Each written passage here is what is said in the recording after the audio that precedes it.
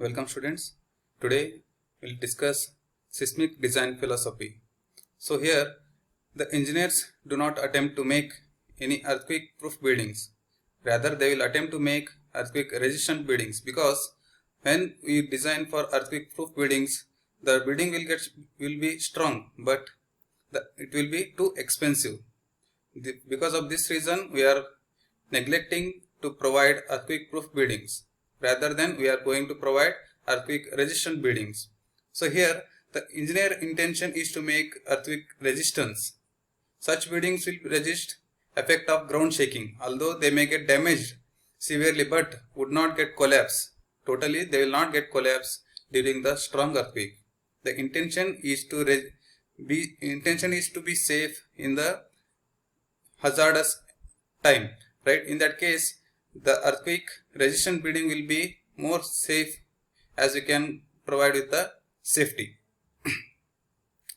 Thus safety of people and contents is assured in this earthquake resistant design, and thereby a disaster can be easily avoided. This is a major objective of seismic design codes. That is why the seismic design philosophy is based on this content. This content is nothing but we have to design earthquake resistant building rather than earthquake proof building. So here based on this data we have some primary objectives that has to be considered while designing or while providing an earthquake resistant building. Right here the code practice for the earthquake resistant design for structures primarily aims at accomplishing two primary objectives. Those primary objectives may be considered loss of life and loss of minimization of economic loss.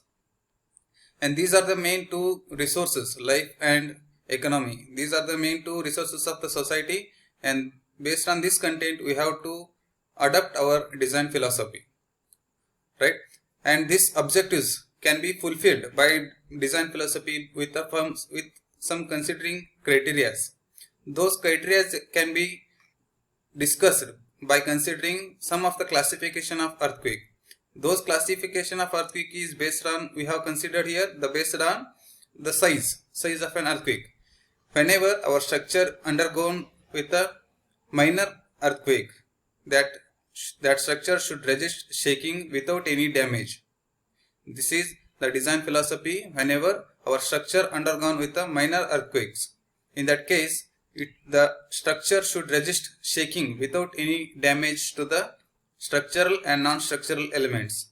Similarly, the same structure whenever it undergone for the moderate earthquake, the same structure undergone for the moderate earthquake or moderate shaking, in that case that building should resist without any structural damages.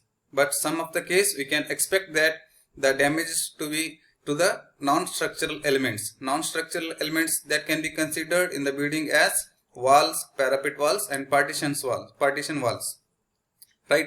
And similarly in this case we can expect major level of shaking of the earthquake. In that case we can expect both structural and non-structural damages, but the building should not get collapse. That is what our design philosophy aims to be.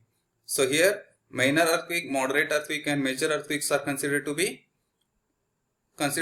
happening into the structure or onto the structure. In that case our structure should behave like some expectable reasons or expectable that can be considered damages. That expectable damages can be considered so that our design philosophy can be fulfilled.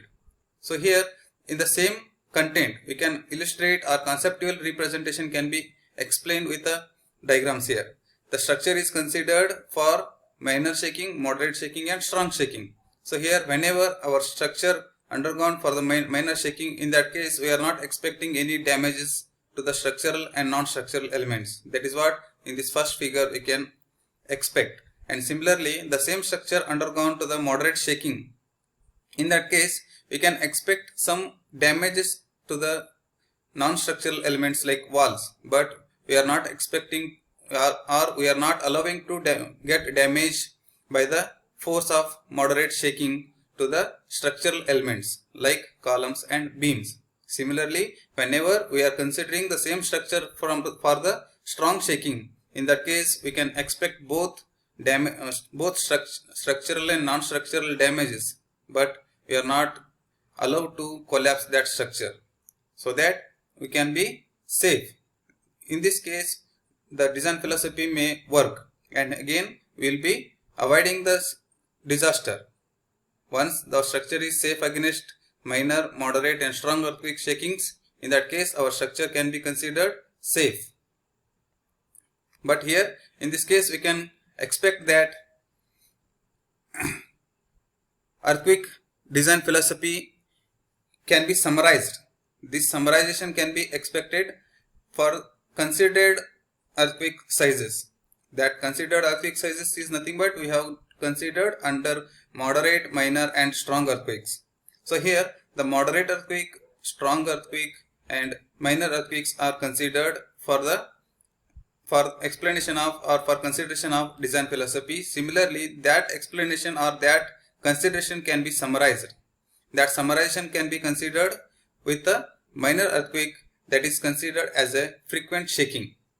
These minor earthquakes are frequently shaking, and these minor earthquakes are heavy in numbers, as we have discussed in the previous slides, right? And moderate earthquakes are considered to be occasionally happening, and whenever these waves come into the picture, the effect will be shaking. That is why we can consider occasional shaking. Similarly, the strong earthquakes are very rare in our structure of our earth, so that we can consider the rare shaking of the earth that can be related to under strong earthquakes. So here the summarization can be considered under minor but frequent shaking, the main members of the building that carry vertical and horizontal forces. As we have discussed that these members, vertical and horizontal members, these members are nothing but our structural elements. And similarly, and these elements should not be damaged. However, our building parts that do not carry loads may sustain repairable damages. That is nothing but our building parts that do not carry loads are non-structural elements, right? So here, and next summarization for the moderate earthquake can be considered, or the main members may sustain repairable damages while other parts of the building may get damaged. Other parts of the buildings, again we can list it to the non-structural elements, such that they may even have to be replaced after earthquake, so that wall can be replaced, that damaged walls or non-structural elements can be replaced. But in this moderate earthquake or occasionally shaking earthquake, we can expect some sustainable repair or some repairable damages to the structural elements, right? And again, for under strong earthquake or rare shaking, the main members may sustain severe damage, but the building should not get collapsed. That is what our design aims to be. So here, under minor earthquake, under strong earthquake or under moderate earthquakes, in this case we have to consider our structure should be safe on different shakings, but we can expect some repairable damage to our structure, but the structure should not get collapsed. That is what the aim is to be. And again, what is the purpose of doing this? Again, the purpose is similarly, or that is, we can consider the purpose is same as we have to be safe against these natural hazards, right? So here the purpose of an earthquake resistant design is to provide structure with features. The structure, whatever we are going to construct, that structure should be having some features against these lateral loads as well as vertical loads. As vertical loads, the same structure should be capable to bear up lateral loads. That lateral load can be considered here earthquake load, which will enable it to respond satisfactorily in seismic effects. That there is nothing but whenever we consider the structure with lateral force, that structure should be capable to bear up that loads. That is what the purpose we need to assure in the building. These features are related to 5 major objectives, and here in these features, whatever we have considered the features or purpose for the building to provide and the special effect to the building or special strength to the building, that may be considered with 5 major objectives, and that can be listed with order of importance. So here first order of importance is considered to be our structure should not get collapsed. The likelihood of collapse of after a very severe earthquake should be as low as possible. Whenever the structure undergone with a maximum force, that is strong earthquake, in that case the structure should not get collapsed as low as possible, right? That structure may get collapsed, but we can assure that that structure should not get collapsed in the building, in the force. That is what the purpose to provide this earthquake resistant structure. And similarly, damage to non-structural elements caused by moderate earthquake should be kept within reasonable limits. Damage to non-structural elements caused by moderate earthquake should be kept within reasonable limits. This damage is nothing but we can consider or we can expect that elements may get some repairable damages. That is what we can consider reasonable limits, kept within reasonable limits, in the sense that structure can be replaceable or repairable. Between these two options, that structure should be there, right?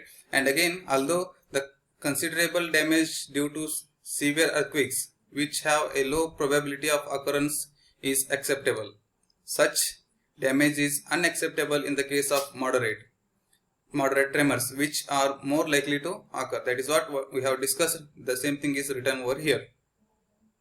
And after those two main important contents, we can have another 3, that is building in which many people are usually present should have deformability features, which is enable occupants to remain calm even in the event of strong earthquakes.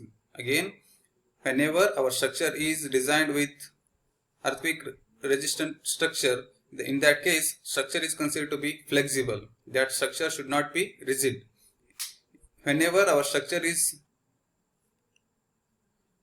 the damage to neighboring buildings should be avoided because of their negligence, should not be damage to our structure because of bonding to adjacent structures, right? So here these are the main 5 major objectives that can be considered in the purpose of earthquake resistant design. So here this much is to provide or to consider in the earthquake design philosophy, and we can write, or the question may be expected that what is the design philosophy in earthquake resistant building design, right? So that in that case we can have with an example the earthquake size.